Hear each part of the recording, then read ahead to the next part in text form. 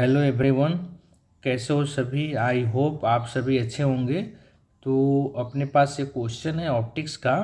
ये field of view से related एक क्वेश्चन है। तो first of all I read the question, then I will try to answer the solution. तो source, तो क्वेश्चन दे रखा है, point source of light S is place at a distance 10 centimetre in front of a centre of mirror of width 20 centimetre suspended vertically. तो एक mirror है जिसका length 20 centimetre है और एक सोर्स है जो 10 सेंटीमीटर पे रखा हुआ है सिमेट्रिकली, एक टाइप से मिरर से। An insect walk with a speed 10 centimeter per second in front of the mirror along a line parallel to the mirror at a distance 20 centimeter from it। तो एक insect है जो इसके along move कर रहा है और ये कितने डिस्टेंस पे है, 20 सेंटीमीटर पे मिरर से। Find the maximum time during which the insect can see the image of source A seen the mirror. तो ये हमको टाइम निकालना है, कितने मैक्सिमम टाइम के लिए जो सोर्स का इमेज बन रहा है इधर कहीं, वो इस इंसेक्ट को दिखाई देगा। Right, okay. तो before start the actual solution, let me understand the concept first, then we will go to the solution. तो फील्ड ऑफ व्यू का कॉन्सेप्ट आई होप आप सभी ने पढ़ा होगा। तो फील्ड ऑफ व्यू में क्या है, हम एक्सट्रीम रिफ्लेक्टेड रे को कंसिडर करते हैं। जैसे कोई भी मिरर ले लिया, सपोज हमने यहाँ पे प्लेन मिरर ले लिया, एक ऑब्जेक्ट इधर रखा हुआ है, तो इसका एक्सट्रीम रिफ्लेक्टेड रे मतलब मिरर के दोनों एंड से रे को रिफ्लेक्ट कराना है। तो कोई ऑब्जर्वर अगर इसी रीजन में होगा, ये जो रीजन बन रहा है इसी को हम फील्ड ऑफ व्यू बोलते हैं। अगर कोई ऑब्जर्वर इसी रीजन में स्टे है, बैठा हुआ है, तो उसका इमेज जो यहाँ पे बन रहा है वो उसको दिखाई देगा मिरर में, अदरवाइज दिखाई नहीं देने वाला है। और कोई ऑब्जर्वर यहाँ है, कोई ऑब्जर्वर यहाँ बैठा हुआ है, तो इसको कोई इमेज दिखाई नहीं देगा। राइट, तो फील्ड ऑफ व्यू के लिए ज़रूरी है ऑब्जर्वर को, इमेज को देखने के लिए ज़रूरी है ऑब्जर्वर को फील्ड ऑफ व्यू में होना। इसी रीजन की वजह से जो हमारे पास कॉन्वेक्स लेंस है, जो कॉन्वेक्स लेंस है अपने पास, उसका फील्ड ऑफ व्यू ज़्यादा होता है। तो फील्ड ऑफ व्यू ज़्यादा का क्या मतलब, एक रे इंसिडेंट हुआ इधर रिफ्लेक्ट हो गए, एक रे इधर इंसिडेंट हुआ इधर रिफ्लेक्ट हो गए। तो ये जो रीजन है कॉन्वेक्स मिरर के लिए बहुत ज़्यादा है। तो ऑब्जर्वर इस रीजन में कहीं भी स्टे होगा, बैठा होगा, तो कोई किसी भी ऑब्जेक्ट का जो इमेज बन रहा है इस मिरर में वो देख सकता है। राइट, कॉनकेव में क्या प्रॉब्लम है, अगर कोई भी आप कॉनकेव मिरर लेते हैं तो इसका कोई रे आया, फोकस से पास हुआ, एक रे आया, फोकस से पास हुआ, पैरेलल रे कंसिडर कर रहे हैं फिलहाल में, आप किसी भी टाइप का रे ले सकते हैं। तो ये हमारा फील्ड ऑफ व्यू है, फील्ड ऑफ व्यू। इसी फील्ड ऑफ व्यू में ऑब्जर्वर होगा तो इमेज दिखाई देगा, अदरवाइज दिखाई नहीं देगा। तो आप रिलेटिव कंपैरिजन करेंगे प्लेन मिरर, कन्वेक्स मिरर और कनकेव मिरर का, तो कन्वेक्स मिरर का जो फील्ड ऑफ व्यू है सबसे ज़्यादा है। तो because of this reason we generally use the convex mirror as a side mirror. Bike में या किसी भी टाइप की गाड़ी में आप जो मिरर यूज होते हैं वो जनरली क्या होते हैं, convex mirror, because of the high region of field of view.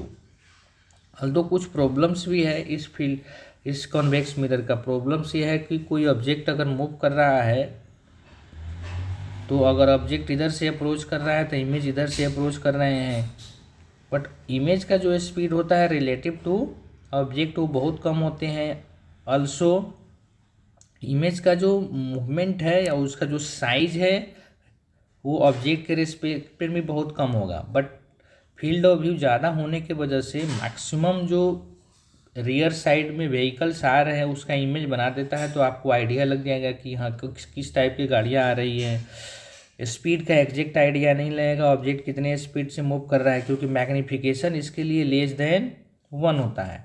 तो आपने पढ़ा होगा image speed with respect to mirror is magnification square object speed with respect to mirror. तो मैग्नीफिकेशन लेस देन 1 होने की वजह से इमेज स्क्वायर वाले टर्म बहुत कम हो जाते हैं। तो ये जो इमेज का स्पीड है वो आपको बहुत ही कम दिखाई देगा, मतलब दिखाई देगा। तो इसका मतलब ये है कि इमेज का जो स्पीड है वो एक्चुअल स्पीड ऑफ ऑब्जेक्ट नहीं है, बट फील्ड ऑफ व्यू ज़्यादा है, इसलिए हम जनरली क्या यूज करते हैं, कॉन्वेक्स मिरर का as a side mirror use करते हैं। ओके, अब हम क्वेश्चन की तरफ चलते हैं। तो क्वेश्चन में एक हमारे पास मिरर है जिसका लेंथ 20 सेंटीमीटर है, एक सोर्स को हमने रखा है 10 सेंटीमीटर पे। तो एक मैं मिरर ड्रॉ कर लेता हूँ।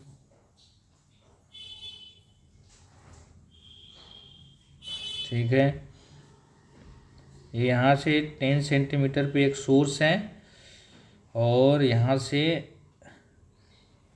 20 सेंटीमीटर पे एक स्क्रीन है जहाँ पर एक्सट्रीम रिफ्लेक्टेड रे इंसिडेंट हुए, एक्सट्रीम रिफ्लेक्टेड रे इंसिडेंट हुए, राइट।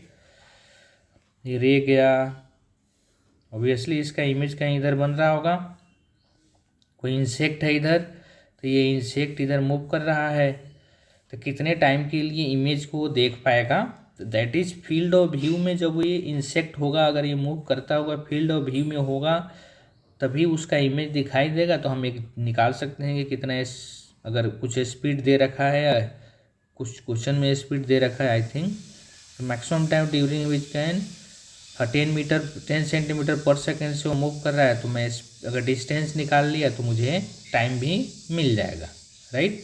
तो मैं अभी क्या कर रहा हूँ,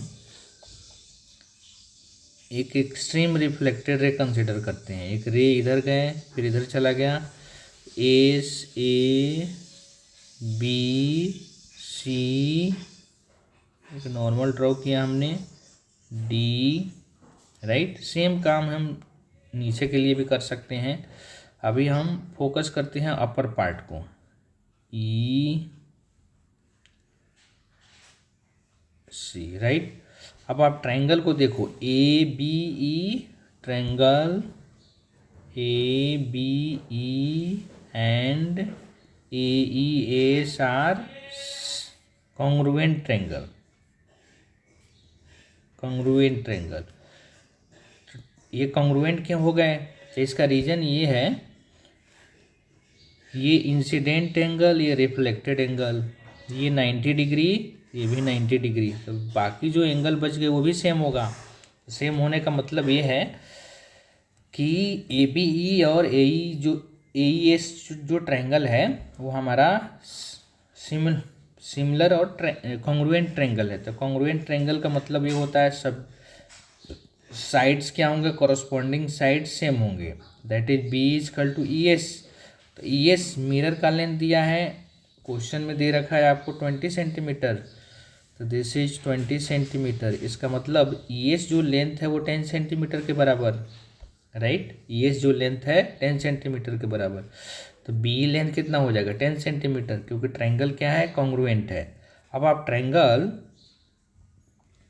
ए C D and A B E को फोकस करो।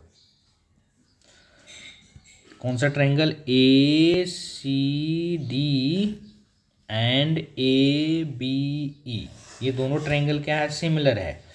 इस ट्रायंगल को अगर आप देखेंगे तो ये दोनों ट्रायंगल क्या है, सिमिलर ट्रायंगल है। तो रीजन क्या है, ये एंगल दोनों में कॉमन है, ये हॉरिजॉन्टल लाइन है तो ये 90 डिग्री है, ठीक है। तो बड़े वाले ये मैं ड्रॉ कर ही देता हूँ, ए बी ई सी और डी, ये एंगल 90 डिग्री हो गए, तो ऑब्वियसली ये एंगल क्या होंगे, सेम होंगे, बट इनका साइड, इसका मतलब दोनों का जो साइड्स है अलग अलग है, हम इक्वल नहीं बोल सकते हैं। तो ये कॉन्ग्रुएंट ट्रायंगल नहीं है, ये सिमिलर ट्रायंगल है। तो सिमिलर ट्रायंगल के केस में हम क्या लिखते हैं, बी कॉरस्पॉन्डिंग साइड्स का जो रेशियो है वो बराबर होगा, B by C D is equal to A by A D, ठीक है।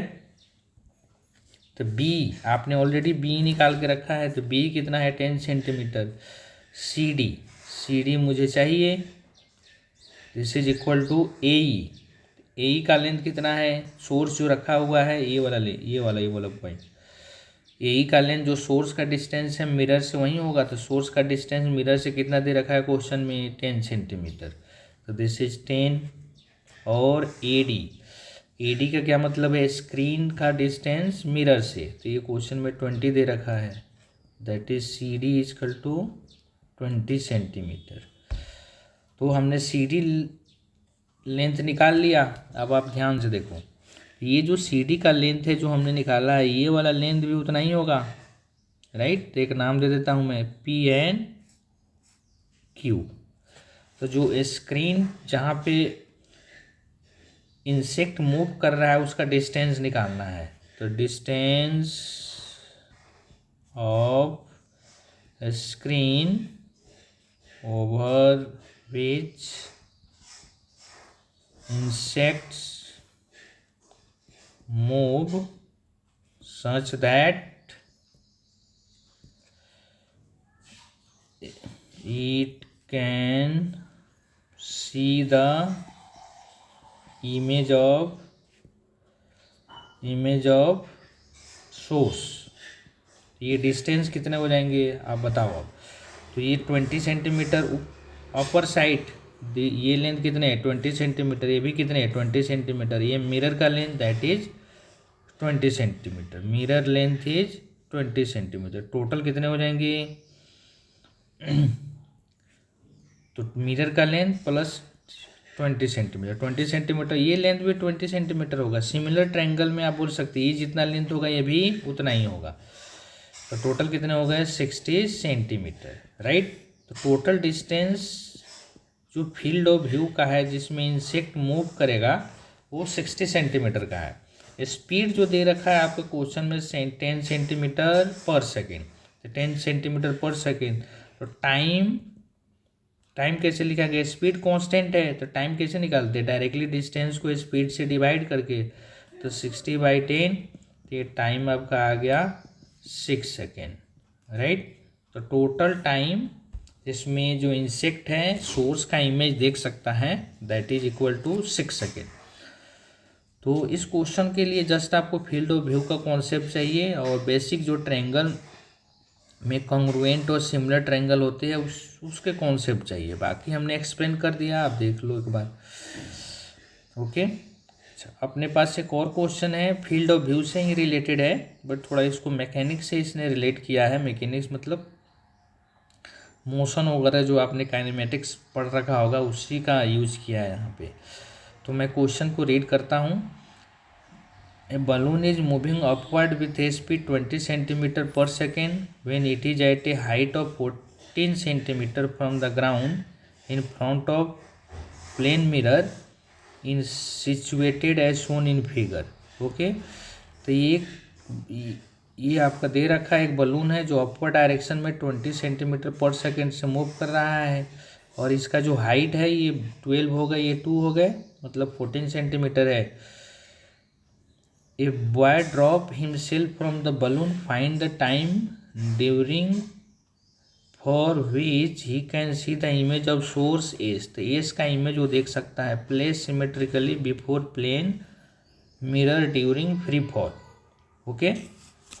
तो फ्री फॉल के टाइम में ये सोर्स का जो इमेज बनेगा इधर मिरर में, ये जो फ्री फॉल कर रहा है पर्सन, ये कितने टाइम तक उस मिरर को उसका इमेज देख सकते हैं। Find the time during which he can see the image of source S during symmetrically before plane mirror during the free fall, okay. Let's try the solve this question. तो mechanics मतलब basic concept यहाँ पे है। I hope you all know the concept of inertia, concept of inertia. तो concept of inertia में क्या है, अगर ये मिरर ये 20 सेंटीमीटर पर सेकंड से जा रहा है, पर्सन भी ऑब्वियसली 20 सेंटीमीटर से पर सेकंड से जा रहा है, तो जैसे ये डिस्क को या जो भी दे रखा है बलून को ये लीप करेगा, छोड़ेगा, पर्सन का जो इनिशियल स्पीड है वो अपवर्ड डायरेक्शन में ही रहेगा, ठीक है ना। बिकॉज ऑफ इनर्शिया जो मोमेंटम है वो just before and just after conserve रहेगी। मास ऑफ मैन सेम ही है, मतलब जितने स्पीड से वो ऊपर जस्ट बिफोर लिविंग बलून जा रहा होगा, जस्ट आफ्टर भी उतना ही स्पीड से जाएगा, right. It means the speed of man, initial speed of man in upward direction is 20 meter per second. I hope ये समझ में आ गया आपको। तो initial speed of man this is equal to 20 meter per second upward. अब ये question भी फील्ड ऑफ व्यू से ही रिलेटेड है। इसमें एक सोर्स को रखा हुआ है 5 सेंटीमीटर पे, नहीं 50 सेंटीमीटर पे, एक ऑब्जर्वर है जो 5 मीटर पे रखा हुआ है। तो सेम कॉन्सेप्ट, सेम चीज़ को यहाँ पे रिपीट किया गया है। तो एक मिरर है, यहाँ से एक सोर्स को रखा है 50 सेंटीमीटर पे, सोर्स को रखा है 50 सेंटीमीटर पे। मिरर का लेंथ दे रखा है 2 meter, mirror length is 2 meter. Floor से जो हाइट है उसका एक एंड का वो 12 है। यहाँ से जो हाइट है एक टाइप से, ये कितने दे रखा है 12 मीटर। मिरर का जो लेंथ है वो कितना है 2 मीटर। तो व्हाट विल हैपन ईयर, तो सेम चीज़ यहाँ पे फील्ड ऑफ व्यू को आपको कंसिडर करना है। सोर्स एस है, इधर एस,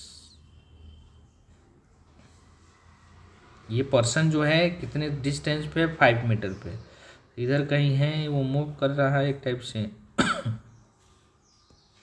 सेम काम इधर भी होगा सिमेट्री को देखते हुए, राइट। एक नॉर्मल ड्रॉ कर दिया हमने, एक नॉर्मल ड्रॉ कर दिया।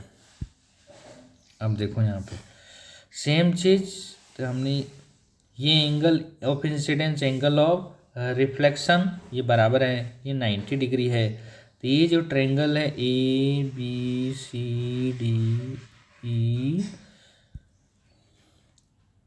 ठीक है, ये जो ट्रायंगल है क्या है, टाइप से सिमिलर ट्रायंगल है। कौन सा ट्रायंगल, ACD और ABE, आप मार्क करो, ACD और ABE ये सिमिलर ट्रायंगल है। बट ABE और AES जो है वो कॉन्ग्रुएंट ट्रायंगल है, क्योंकि दोनों एंगल बराबर है, ये भी एंगल बराबर है, तो थर्ड एंगल भी बराबर होंगे।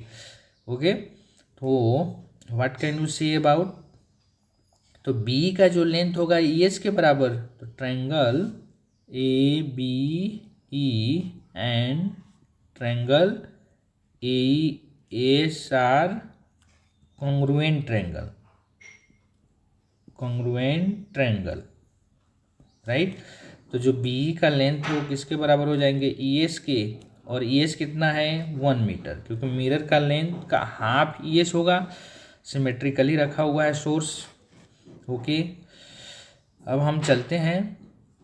अच्छा, ऑल्सो जो AE है दैट इज सोर्स का डिस्टेंस मिरर से वो 50 सेंटीमीटर है।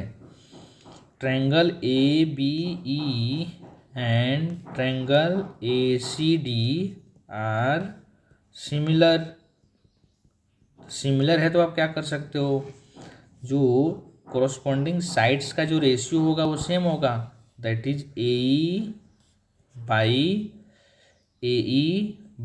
AD is equal to BE by CD। AE का लेंथ कितना है 50 centimeter, AD is 5 meter, AD कितना है 5 मीटर। तो 5 मीटर को मैं सेंटीमीटर में कन्वर्ट कर लेता हूँ, तो कितने हो जाएंगे 500 BE, तो BE इज 1 मीटर, CD ये मुझे चाहिए, तो कितने हो जाएंगे, ये हो जाएगा 10। Is means CD is equal to 10 meter, क्योंकि सेंटीमीटर सेंटीमीटर चले गए, ये वाले मीटर बच जाएंगे, तो CD is 10 meter. In the same way we can say that ये दिस विल बी ऑल्सो 10, ये हमारा 2 हो गया और ये हमारे 10 मीटर हो गया, बराबर है। मतलब total 22 centimeter, sorry meter 22 meter वाले रीजन में जो ये पर्सन है उसको सोर्स का जो इमेज है वो दिखाई देगा। ये जो हमने सोर्स बना के रखा है, ये पर्सन इसी रीजन में जो 22 मीटर वाले रीजन है, इसी में अगर वो स्टे करेगा या मूव करेगा तो उसको उसका इमेज दिखाई देगा, अदरवाइज दिखाई नहीं देगा, राइट। अब देखो, अब क्वेश्चन में ये पर्सन स्टार्ट किया ऊपर से जाना, कितना, क्वेश्चन में कितने स्पीड से स्टार्ट किया, initial speed is 20 meter, 20 meter per second, right. तो initial speed is 20 meter per second. Person ऊपर जा रहा है, ये कितने हाइट तक ऊपर जाएगा? तो मैक्सिमम हाइट के केस में क्या हो जाएगा? फाइनल स्पीड 0 हो जाएगा। तो एच मैक्स कितने होते हैं? आई hope you all no, you square by 2g। तो यू स्क्वायर मतलब 400, इसी का स्क्वायर करना है 2 इंटू 10, दैट इज 20 मीटर। मतलब मैक्सिमम हाइट जो पर्सन यहाँ से, इनिशियल स्पीड जो 20 मीटर पर सेकेंड है, एक्सेलरेशन डाउनवर्ड है, क्योंकि ग्रेविटी लगना शुरू हो जाएगा जैसे ही पर्सन बलून को लीप करेगा, एक्सेलरेशन डाउनवर्ड हो जाएंगे, राइट। तो इसके वजह से वो डी एक्सेलरेट करेगा और मैक्सिमम हाइट पे जाने के बाद उसकी स्पीड 0 हो जाएगी। तो मैक्सिमम हाइट कितना जाने वाला है? ये 20 meter. I hope you all, ये आपने पढ़ा होगा काइनेमेटिक्स में, तो उसी का मैं यूज कर रहा हूँ। बट पर्सन को 10 मीटर की हाइट तक जाने तक ही उसका इमेज दिखाई दे रहा है। ये पर्सन ऑब्वियसली 10 मीटर और ऊपर जाएगा, बट इस रीजन में वो फील्ड ऑफ व्यू से बाहर चला गया। तो फील्ड ऑफ व्यू से बाहर जाने का मतलब है उसको उसका इमेज दिखाई नहीं देगा। तो हमको इसी को कंसिडर करना है। तो इसका मतलब 10 मीटर ऊपर जाने में कितने टाइम लेंगे ये चाहिए मुझे। तो इस टाइप से डिस्प्लेसमेंट अपने को 10 मीटर है, initial speed 20 meter per second. तो क्या कर सकते हैं? S is equal to u t plus half a t square. Acceleration downward है और कांस्टेंट है, इसलिए मैं अपवर्ड डायरेक्शन को पॉजिटिव मान रहा हूँ। तो एक्सेलरेशन कांस्टेंट है, इसलिए इस फॉर्मूले का मैं यूज कर सकता हूँ। तो डाउनवर्ड है और 10 लेके चल रहा हूँ मैं, तो दिस इज टी स्क्वायर। तो 10 is equal to 20t minus 5 t square. अब 5 कॉमन ले लूँ तो कितने हो जाएंगे?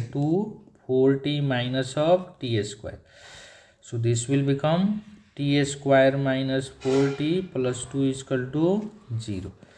तो t के रूट्स कितने हो जाएंगे? 4 minus b plus minus b square minus of 4ca, तो 4 into 2 divided by 2a। This will become 4 plus minus 16 minus 8, 8 by 2, this is 4 plus minus 2 root 2 by 2, 2 plus minus root 2। तो ये दो root आने का logic ये है, जब ये पर्सन मूव कर रहा होगा,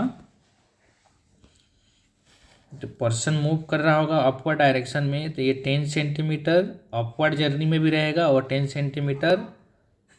मीटर पे वो डाउनवर्ड जर्नी में भी रहेगा।